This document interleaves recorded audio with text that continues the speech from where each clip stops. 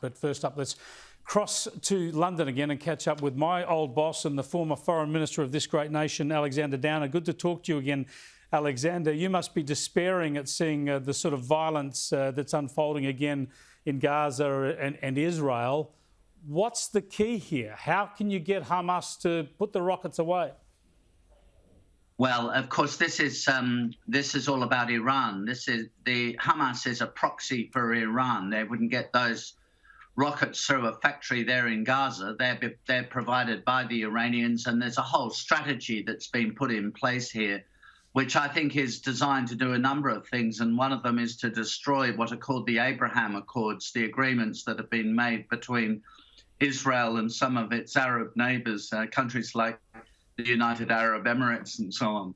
The Iranians feel very uncomfortable about these agreements because the Arabs and the Israelis have been increasingly coming together.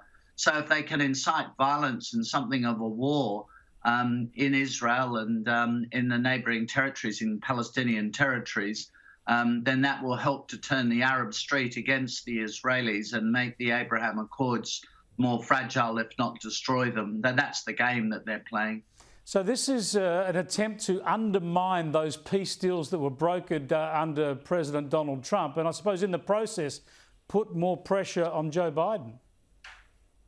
Yes, I mean, you've got a situation where the presidency has changed through democratic processes in the United States, but you also have the new administration wanting to negotiate a so-called nuclear deal with the Iranians, and they're in the process of conducting negotiations or pre-negotiations for that deal, working with some of the Europeans. So there's that's going underway, and if the Iranians can in turn put more pressure on the Arabs as well, and through inciting this war with the Israelis, then all the better from the Iranian point of view. So this ultimately boils down to a massive Iranian power play. And, you know, firing 1,000 rockets into Israel obviously speaks for itself as a shocking thing to do. They're not targeted properly. They're just aimed at civilian targets. The Israelis, of course, are going to retaliate, although they of course, are more accurate and select military targets. Indeed, a shocking situation. Let's hope for positive developments there very quickly. I just need to get your update, Alexander, before we let you go on the coronavirus situation in the UK. Boris Johnson has announced an inquiry into the handling of the pandemic, but the vaccine rollout has changed everything, hasn't it? Well, a combination of things. Yes, the vaccine rollout's been hugely successful. Don't hold me to this. I think it's more than 70% of all adults in the UK have been vaccinated. From next Monday, most of the restrictions that have been put in place, social restrictions that have been put in place, will be lifted.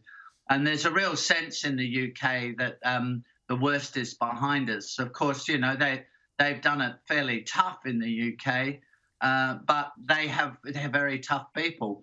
They have worked their way through it, and they've come out looking pretty good. They don't want to have any more lockdowns at all.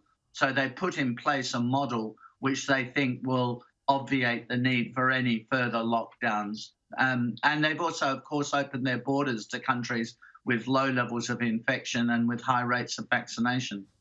Yeah, well, a long way ahead of where we are at the moment, although, of course, they've been through much more pain and we've escaped most of it. Thanks for joining us, Alexander. I appreciate it.